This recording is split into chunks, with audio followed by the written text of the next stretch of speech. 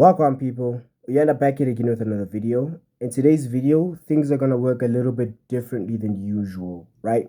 So the first thing that's different is the fact that the setting has changed, right? This is not my parents' house, this is my grandmother's house. So that's the first change, right? The second change is the fact that the lamp is out of commission, and I'm going to show you, kind of explain how that happened, right? So 20 minutes before filming, right, I plugged the lamp into an outlet, right? So now I plugged the lamp in, right, and the outlet had been switched on, but the lamp itself was off. I plugged the lamp in, and all of a sudden I hear a boom, right? And then I look at the lamp, right, and the cord has, I see that the cord has detached from the lamp itself. So yeah, that was bizarre. I have never seen that before. I don't know why it happened or how it happened, but it happened. So yeah, so that's disappointing, right? And it's a problem for today's video, but I'll try to sort it out for future videos. Now, after Chelsea's 2-0 loss to Everton away from home last week, I was feeling ill, right? That performance was terrible, and on the day I was feeling very, very sick, right? So anyway, after the game, I went up to my room, right, and I just sat in my bed. And then the next 2 days, I was also very sick, very, very sick, to the point where, like, at night, my how can I say this? My airways were blocked, so I couldn't sleep, and that was terrible. But anyways, Wednesday and Thursday I was feeling better, but I thought to myself, should I record? Should I, shouldn't I? And I decided not to, because I felt like I needed a break from all the negativity surrounding the football club right now. Because right now it just seems like there's so much going wrong all at the same time, and I just needed a pause from that. But I'm ready to do it all again. So let's get into a very quick review of that Everton game. To give you guys a quick synopsis, we had 70% possession, right, away from home, right? And we failed to use it, right? And when I say we failed to use it, it's not even as if we were creating a lot of chances and we're just missing them. It wasn't that kind of situation. It was the kind of situation where we have 70% possession, our build-up play is good, but in the final third, we're clueless. We don't know what it is that we really want to do, and as such, we fail to create a bunch of clear-cut goal-scoring chances. And that was basically that. We didn't test Pickford really, except for once when Palmer had a long shot from outside the box. But other than that, we did not test Pickford, right? From what I can remember. Then, additionally, we had 3 injuries in the same game, right? Reece James has another hamstring injury. He'll be out for a few months. I'm thinking he needs surgery, I'm not going to lie. But more on that a little later on. Marco Correa also went off, right? He twisted his ankle. Not looking good, bruv. He might not be in the team tomorrow.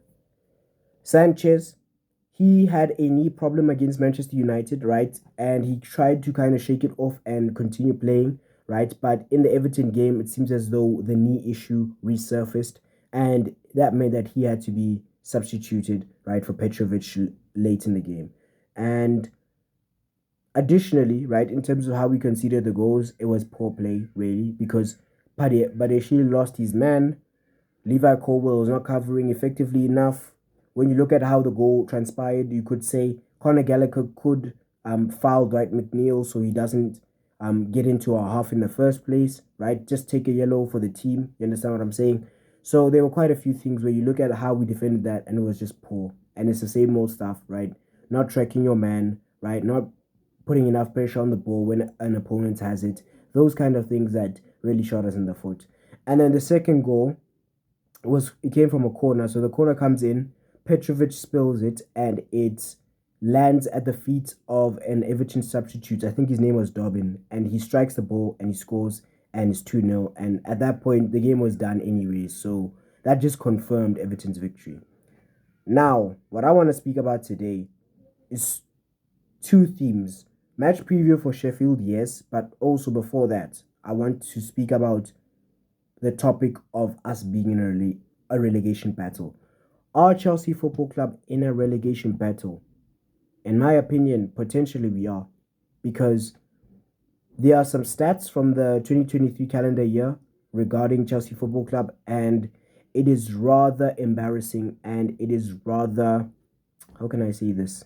It's a damning indictment of our performance this entire year, right? Now, so before I filmed, right, I compiled a few facts to basically portray our form and performance over the calendar year, and it's not looking good, bruv. It is not looking good. Now, in 39 games in the 2023 year, Chelsea have collected just 39 points. We are literally averaging just 1 point per game, right? Now, if you look at all the Premier League teams that played last season and are playing this season, right? And what that means is we're excluding teams that were relegated and we're also excluding teams that were promoted, right? At the end of last season. Chelsea have the lowest average points per game of any Premier League team. We are literally the worst in that particular department. On top of that, to make matters worse, we scored just 45 goals all year long. I think your Man Cities are on 35 for this season. We've scored 45 all year long, the sixth lowest tally in the division. Then to make matters worse, right? If that wasn't bad enough, we have the second lowest shot conversion rate, right? Our shot conversion rate is 8.49%, and Man City have a shot conversion rate of 15.66%. So almost double our shot conversion rate is what Man City have.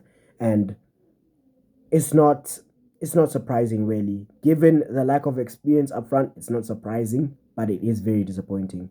So yeah, it's not looking good. And right now we're about how many points? Well, 14 points off the top four, 11 points off of fifth, right? And we are, how many points? We're 7 points. Hold on. No, we're 11 points ahead of Sheffield United, right? They have 8, we have 19. And we're not too far from Everton. Let me just check. Let me consult the notes. We are just 6 points above 17th placed Everton. So that's our situation right now in terms of form over the year. That's why I'm entertaining this idea that we are potentially in a relegation battle, right?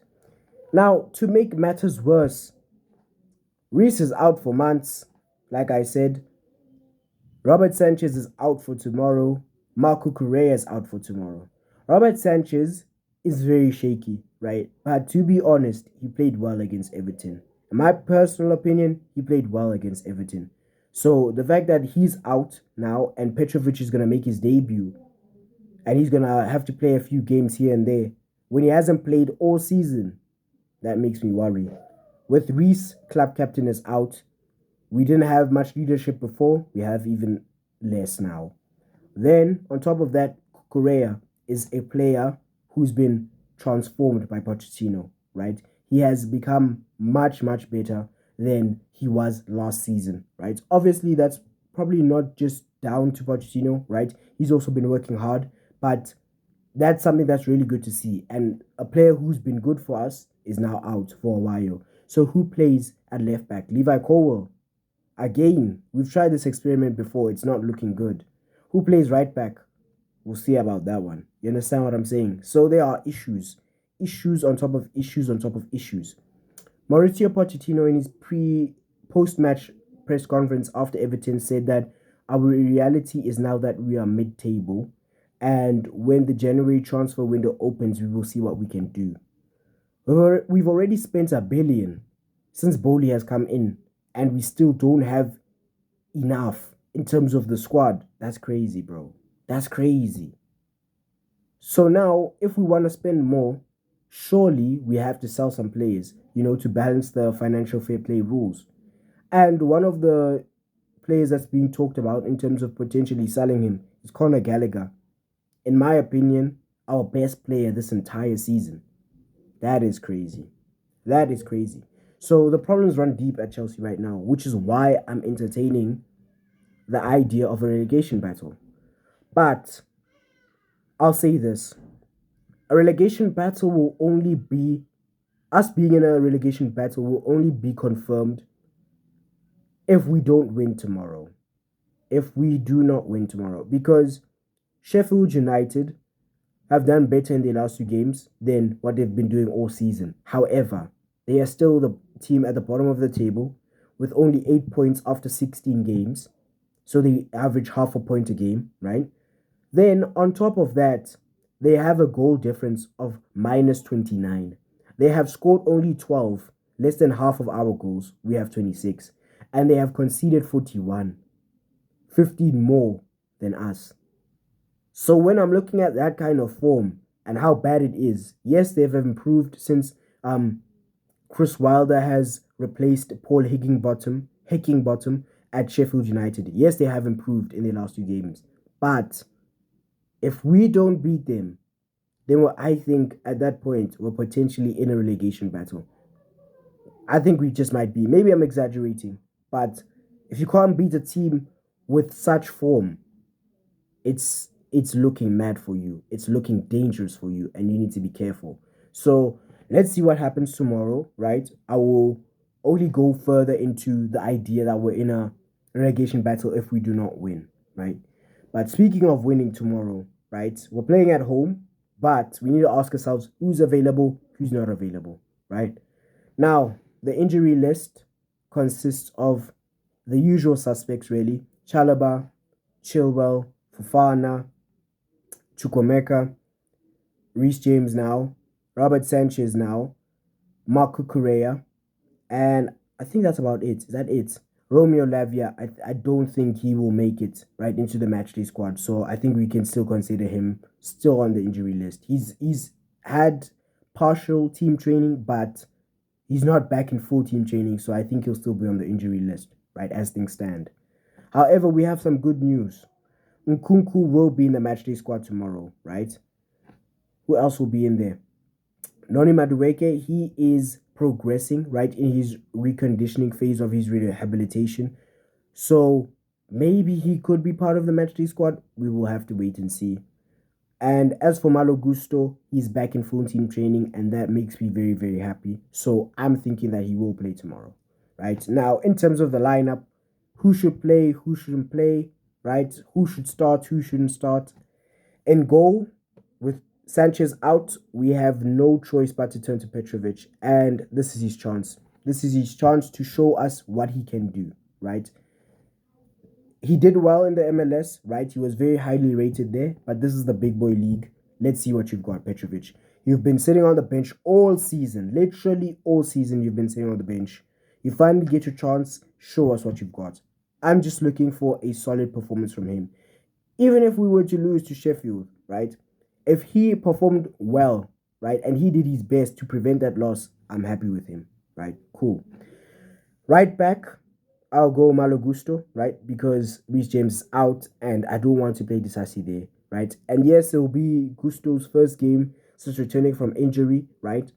But if he's fit to start, please start him. Please do not start Disasi at right back, because one, he could get twisted up, right? And two, attacking wise, he's not where he needs to be in order to be playing a position like right back. He doesn't offer enough going forward. So for that reason, I want Malo Gusto to start at right back. Right centre back, I'll give it to Thiago Silva. He was rested for the Everton game. I think it's time for him to come back in and to see what he can do and to try to lead these lot, because yeah, we need him. We need him in the team. Left centre back, I'll go with Benoit Badeshile, right? I think against Everton, apart from the mistake for the goal, he played well. So shout out to him for that. He just needs to not make mistakes tomorrow. Played how he played in that game, but don't make any mistakes at all, right? And if you were to make some mistakes, make sure that they do not end up hurting the team.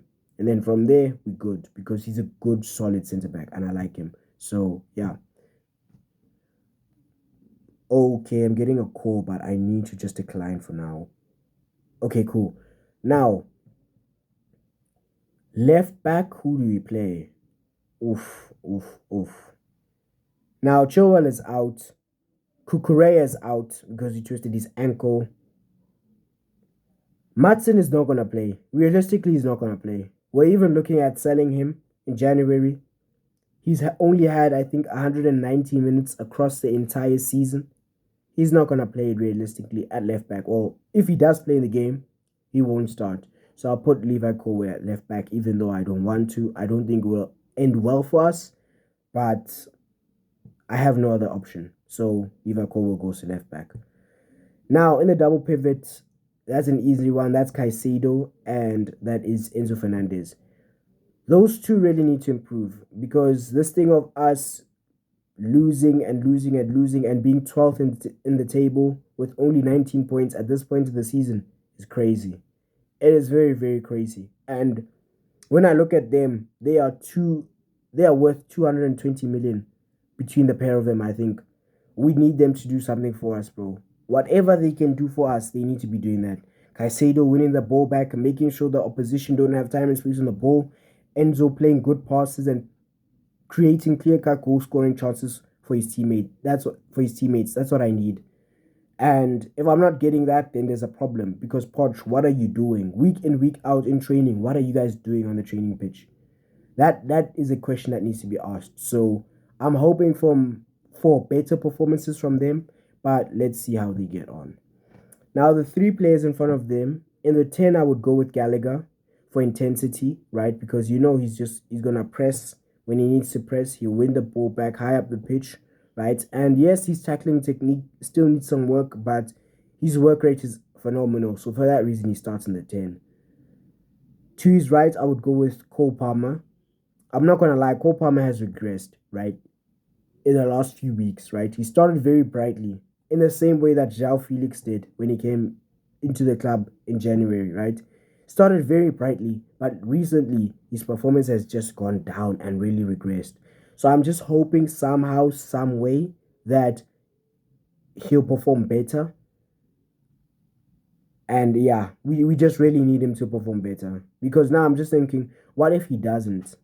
That's not an option right now. Right now, when things are so dire for the club, that's not an option. So I need him to perform tomorrow and do what he does best. On the left, I'm going with Mudryk over Sterling. I think when he came off the bench against Everton last week, Sterling was not very good. I don't think he was very good at all. He didn't really add anything, much like Jackson, right? Whereas Mudryk, on the other hand, yes, he started the game, right? And he was part of a poor team performance, right? In terms of the final third. However, I felt like he really gave it everything. And when you have Mudryk on the pitch, there's always a danger that something can happen. I feel like he's one of few players in this team right now who can make something out of nothing. So for that reason, he starts on the left, and I'm hoping that he's gonna cook when he starts, because if he doesn't cook, then what's gonna happen is people are gonna say Chelsea wasted their £88 million on him, right? He's a flop, he needs to go, all of this nonsense, right? So to avoid all of that, he just needs to play well. Up top, Broja or Jackson. Broja played last week, right? And I think that he was kind of okay. I don't think he was as bad as people thought, but I'll play Jackson right up top because I feel that he links up with the other players much more effectively. For that sole reason, he starts. Now, score prediction. People will look at this as an easy game because Sheffield are at the bottom of the league with that minus 29 goal difference. But something that cannot be ignored is the fact that Chris Wilder is back, right? So Sheffield were having a torrid season, right, with Paul Heckingbottom, right, at the helm. And they decided, you know what, let's go to something that works, right? They sacked him, got Chris Wilder in. Now, some people don't know who Chris Wilder is. Chris Wilder got Sheffield from League One to the Championship, and then from the Championship to the Premier League, right? And in their first season in the Premier League, under him, they finished 9th. That was in the 2019-2020 season, right? So, round about 4 years ago, right? Which is quite a while back, but that's still an achievement nonetheless that really went under the radar. And as such, Sheffield could really show up tomorrow and they could have inflicted defeat. They've been better in their last 2 games, right?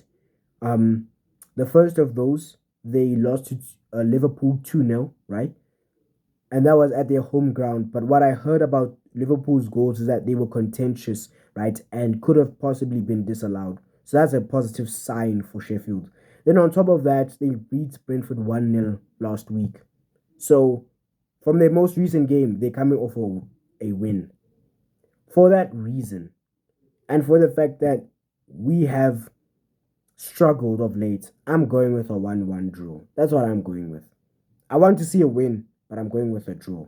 And I'm going to leave it at that. After the game, if we've lost, I'll tell you all what I think. If we've won, I'll tell us to not get too excited, right? And then from there, I'll say where we could go from there. And then if it's a draw, I won't be surprised. And I'll basically say, I knew it. So, yeah, until next time, people, I'll see you. And I'll see when I can upload the review. Because tomorrow I'll be out, right, with family. So maybe I won't be able to upload the review straight off the game. Maybe it's going to have to wait until Sunday morning, Sunday afternoon. We'll see. But until next time, peace.